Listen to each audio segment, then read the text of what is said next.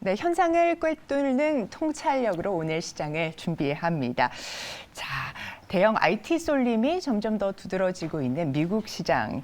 이번 주 이렇게 버텨냈는데요. 우리 시장은 좀 분위기가 다릅니다. 나흘 연속 지수가 눌리면서 어떻게 시장을 접근해야 하는가 그 고민이 더 깊어지고 있습니다. 시장 전략하면 떠오르는 분 모셨습니다. 이영훈 하이투자증권 강북 WM센터 이사 함께합니다. 이사님 어서 오십시오. 네, 안녕하십니까. 네, 기다리고 있었습니다. 네. 자, 지금 현재 구간에서 시황에 대한 견해 그리고 5월 시장 전망 저희가 먼저 여쭤보겠습니다. 제가 지난번에 출연했을 때 말씀드렸었던 게 2분기는 상당히 좀 진폭이 심할 가능성이 있다라고 일단 말씀을 드렸고요. 네. 상고가 2분기에 나올 가능성이 있고 또 거꾸로 이제 중저라고 말씀드렸었던 부분이 2분기에 역시 나타날 가능성이 있다고 말씀을 드렸는데 시장이 지금 4월 20일 넘어서면서부터 보면은 상승 종목수 대비 하락 종목수가 한 3배, 4배까지 네. 늘어나는 그런 모습을 보여주고 있고 질적으로 굉장히 좋지 않습니다. 쏠림 현상도 좀 나타나고 있고 그러다 보니까 대형주 쪽은 상대적으로 좀 무난한 흐름이 유지가 되고 있기 때문에 주가는 크게 요동치지 않는 반면에 이 개별 종목들이 지금 되게 크게 흔들리고 리스크가 좀 많이 노출되는 네. 그런 부분이 있습니다. 그래서 저 같은 경우는 지금 일정 부분 현금화 작업을 이미 다 진행을 제시를 했었고 그 다음에 5월 역시 그 지수가 크게 밀리지는 않겠지만은 지난번 SG발 그 8개 종목 폭락 사태도 있었고 또 한 가지는 그 감독원에서 이제 2차 전지 관련해 가지고 좀 과열 조사 이런 부분들에 대해서 좀 조사해 보겠다는 것들 때문에 수급을 좀 건드려놨던 부분이 일정 부분 좀 작용할 가능성이 있다. 그리고 또 한 가지는 아직까지 우리나라 시장에는 지금 환율 외에는 크게 작용하고 있지 않다고 보고 있지만은 미국 부채 한도 협상 이슈가 분명히 남아 있고요. 네네. 이 부분이 저는 올해 쉽게 해결될 거라고는 생각하고 있지 않습니다. 그래서 이 부분에 대한 어떤 노이즈도 있을 수 있기 때문에 일정 부분은 현금을 반드시 유지하고 계시라고 좀 제시하고 있습니다.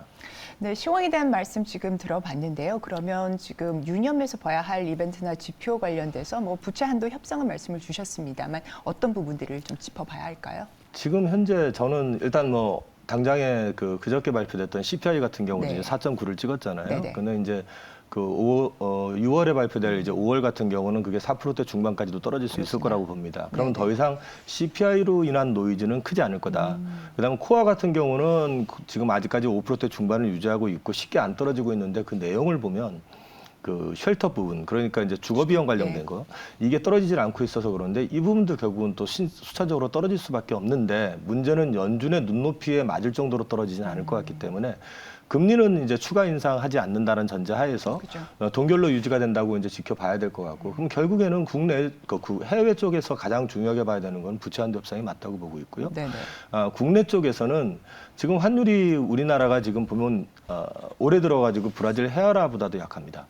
그러게 말입니다. 네, 그게 이제 가장 큰 이유가 무역수지 적자가 큰데 4월 달에 이제 무역수지 적자가 20억 달러대로 줄었는데도 지금 5월 10일까지 또 이게 40억대로 또 늘어났더란 말이에요. 근데 이제 우리나라가 보통 수출이 보면은 이제 중순, 하순 이렇게 가면서 늘어나는 구조기 때문에 줄기는 하겠지만 무역 수지가 언제 흑자로 전환되느냐 이제 이런 부분들도 좀 지켜볼 필요가 있을 것 같습니다. 시장의 가장 큰 우려가 빠르게 어떻게 보면 수요 둔화 또 경기 침체 우려인 것 같다라는 느낌을 지울 수가 없는데요. 이 부분에 있어서는 계속적으로 좀 심화될 거라고 보십니까? 이 경기 둔화는 이미 시작이 된 거라고 봐야 되는 거고요. 이제 수요 침체에 대한 부분은 앞으로 이제 고금리 상황이 얼마만큼 지속되고 그 안에서 또 어떤 노이즈가 발생하느냐. 이를테면은 이제 부채 한도 협상에 대한 노이즈가 생각보다 되게 길게 가면서 좀 심각하게 흔들어 버리면 그거는 좀 생각보다 심각한 침체 상황을 유도할 수도 있고요. 그게 또 비교적 스무스하게 저는 스무스할 것 같지는 않지만 진행이 돼버린다고 하면은 경기 침체의 어떤 강도 자체는 생각보다 마일드할 가능성도 있습니다. 네네.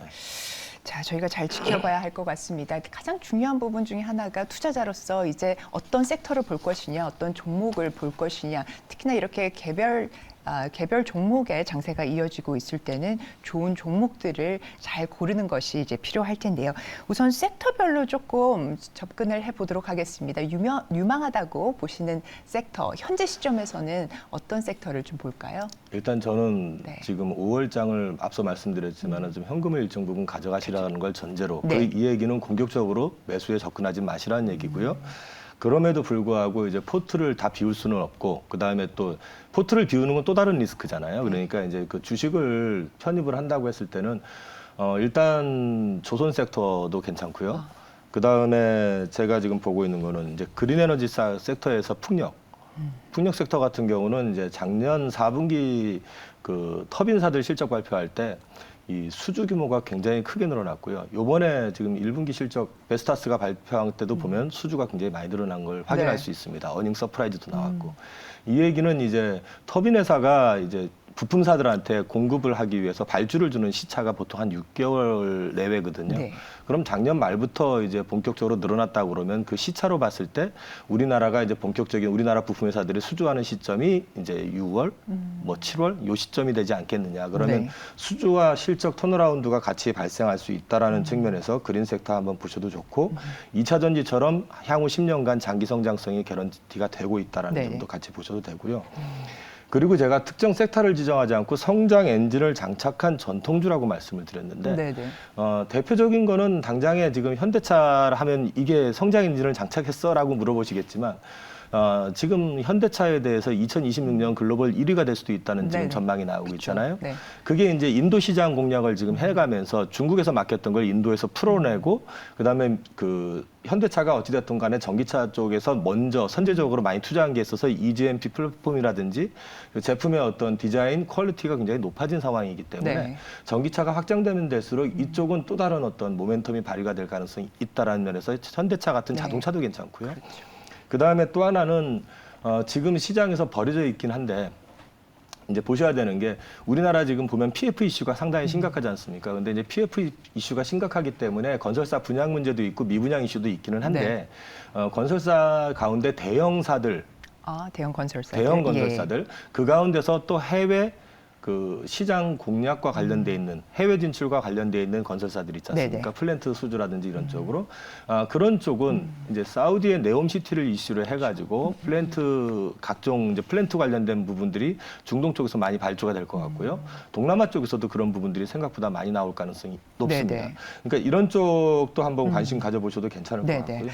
네. 자, 그러면 정리를 해보자면 우선 조선 말씀을 주셨고요. 그린 에너지 쪽의 풍력 한번 잘 살펴보자. 또 전기차 관련한 자동차 섹터, 해외 시장 진출되어 있는 대형 건설사들 또 말씀을 주셨습니다. 자, 조선부터 한번 저희가 좀 짚어보면요.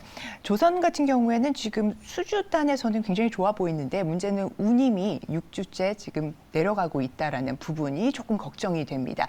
조선 섹터 같은 경우에는 어떤 접근 그리고 어떤 종목이 좀 좋아 보이는지 궁금합니다. 통상적으로 운임이 이제 하락한다는 거는 조선 그러니까 배가 좀 남아돈다는 얘기가 될 수도 있고 한데 지금 현재 우리나라가 수주하고 있는 주력선 같은 경우는 LNG 캐리어선이잖아요. 네네. LNG 운반선인데 이쪽은 지금 수요가 남아도는 게 공급이 남아도는 게 아니고 지금 수요가 계속해서 지금 발주가 이제 촉발이 되고 있는 상황이고요. 올해 상반기에도 지금 우리나라 그 조선소들이 상당히 많은 부분을 수주를 했고 또 하반기로 가면 갈수록 모잠비크라든지 그다음에 카타르라든지 그리고 또 내년 내후년 가게 되면은 미국에서 지금 이제 가스를 추출을 해가지고 그걸 액화시켜가지고 그거를 다시 운반해서 유럽으로 가야 되잖아요.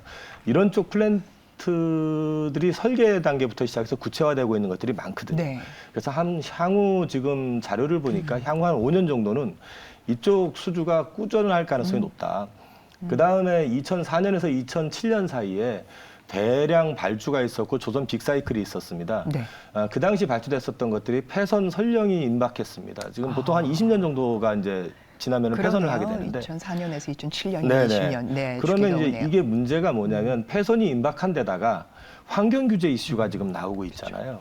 그러면은 결국은 엔진을 기존에 벙커 CU 떼던 게 아니고 LNG 추진선, LNG 추진선이나 메탄올 추진선이나 이런 이제 엔진을 친환경, 교체해야 돼요. 예. 친환경으로. 우선으로. 그런 것들이 나오게 되는데 그쪽에 또 강점이 있는 게 우리나라입니다. 그렇죠. 그래서 이쪽은 그래서 저는 조선 같은 경우는 이제 수주에 대한 우려하지 마라. 이건 꾸준히 갈 가능성이 높다. 또 한 가지 조선이 안 됐었던 이유가 해마다 흑자 전환한다고 그래서 맨날 적자가 났었습니다. 그게 이제 빅베스라고 그래가지고 해양 플랜트 쪽 때문에 이제 박살이 났었는데 지금은 저 수주의 잔고의 한 85% 이상이 상선 쪽이고 대부분이 LNG 쪽입니다. 네. 그리고 이거를 계속 반복해서 생산을 하게 되면 효율화도 높아지게 되지만은 이쪽은 아까도 말씀드렸지만 수요가 높다 보니까 신조선가가 계속 올라가고 있어요. 있다. 그러니까 네네. 마진도 되게 좋아집니다. 그럼 이익 개선에다가 수주도 꾸준히 이어지는 그런 흐름이 지속될 가능성이 높다라는 점에서 조선주는 올해는 포트 내에는 기본적으로 가져가셔야 될 섹터라고 보고 있습니다. 섹터에 대한 말씀을 주셨고 그렇다면은 뭐 대형 조선사들을 볼 것이냐 아니면 조선 부품사들을 볼 것이냐 하는 문제도 있을 것 같은데요. 저는 일단 네. 대형 조선사 같은 경우도 뭐 나쁘지 않고요. 네. 그 나쁘지 않다라는 거는 뭐 한국조선해양이라든지 그다음에 현대중공업, 삼성중공업 다 턴어라운드가 된 상황이고 이쪽 역시도 계속해서 수주가 이어지고 있는 상황이니까 괜찮고 피팅사 같은 경우 태광이나 성광밴드 같은 회사도 이제 어닝 서프라이즈가 나왔지만 이쪽은 또 조선 수주하고 나면은 또 일정 텀을 지나가지고 다시 또 수주를 받는 구조고요. 여기에다가 여기는 조선만 상대하는 게 아니라 플랜트 쪽도 상대를 네. 하고 있잖아요. 근데 아까도 앞서 말씀드렸지만 그 미국 쪽에서 플랜트가 대량 발주가 나오고 있는 상황인데 거기에 적합한 피팅 업체들이 몇 개가 안 됩니다. 네. 이 회사들 같은 경우도 꾸준히 좋아집니다. 그러니까 지금 서프라이즈 나서 주가가 좀 급등했다가 살짝 좀 눌리는 구간이 나올 텐데 공격적으로 아까도 장 자체를 공격적으로 보고 있지 않기 때문에 급하게 쫓아가시지 마시고 밀릴 때마다 분할해서 매수하시면 그쪽 역시도 괜찮을 것 같습니다. 네네. 감사합니다. 지금 아까 앞서서 저희 앵커의 시선에서 무역 적자, 무역 수지 적자의 얘기를 했습니다. 그럴 때마다 반도체가 생각이 나는데요. 현재 반도체 섹터 같은 경우에는 긴 혹한기를 이제 거치고 있는데 그 이후에 체질이 보다 강화된 모습으로 이렇게 저희가 어떻게 보면 경쟁력을 더 강화해서 나올 시점이 임박했는지에 대한 궁금증이 있는데요. 어떻게 보십니까? 바닥에 대한 인식은 어느 정도 깔려 있는 것 같은데 네. 이제 체질 개선에 대한 부분들은 조금 지켜봐야 될 부분이죠. 왜냐하면 이게 이른바 이제 공급 과다 수요가 이제 감소하면서부터 이제 하락을 한 거기 때문에 어떤 경쟁력에 의해 가지고 뭐 이제 이런 부분들은 아닌 것 같고요. 그리고 어차피 지금 디램이나 낸드 같은 경우는 지금 제조에서 글로벌 시장을 지배하고 있는 회사들이 제한되어 있기 때문에 그 안에서 서로 키 맞추기 해가는 과정이라고밖에는 저는 이제 보지 않고 있고요. 대신에 이제 트렌드포스라든지 디램 익스체인지 같은 경우에서도 보면은 보통 이제 수요가 공급을 초과하는 시점을 3분기로 보고 있습니다. 네. 그 얘기는 3분기부터 가격은 더 안 떨어질 거라고 얘기하는 거고 3분기 이후부터는 다시 이제 터닝이 될 가능성이 있다고 얘기하는 거고요. 근데 이제 문제는 올해 서버라든지 PC라든지 각종 스마트폰이라든지 이런 쪽에서 회복되는 속도가 거의 없어요. 네. 전년 대비로 봤을 때. 그럼 크게 늘어나지는 않을 거고 문제는 올해 이제 캐펙스 축소, 그러니까 투자를 축소해 놨잖아요. 그렇게 되면은 이제 내년부터는 거꾸로 공급이 이제 부족한 상황이 나올 가능성이 있다. 네. 그래서 올해보다는 내년에 이제 좋아질 그림을 좀 지켜보시면서 반도체 같은 경우는 올 하반기 때부터 조금씩 본격적으로 한번 접근해 보셔도 괜찮을 것 같습니다. 네, 하반기부터 반도체 섹터 한번 잘 보자란 말씀 주셨습니다. 자, 많은 분들이 또 관심 있는 바이오 기다려온 모멘텀은 언제쯤 찾아올까요? 바이오는 네. 일단 금리가 높은 상황에서는 쉽지는 않습니다. 네. 근데 이제 그나마 다행이라고 하긴 좀 그렇고 코로나 팬데믹이 터지면서 그 글로벌 제약사들이 다들 이제 임상을 다 스톱을 해버렸거든요. 그 와중에 뭐 백신으로 돈을 버는 업체도 있고, 그다음 치료제로 돈을 버는 업체들도 있고, 여러 가지 이제 그리고 또 임상 비용이 안 나가니까 돈이 계속 쌓여 있을 거 아니에요. 그래서 상반기에 뭐 글로벌 탑 20 안에 20위 안에 들어가는 글로벌 제약사를 갖다가 인수한 회사도 있고 그런데.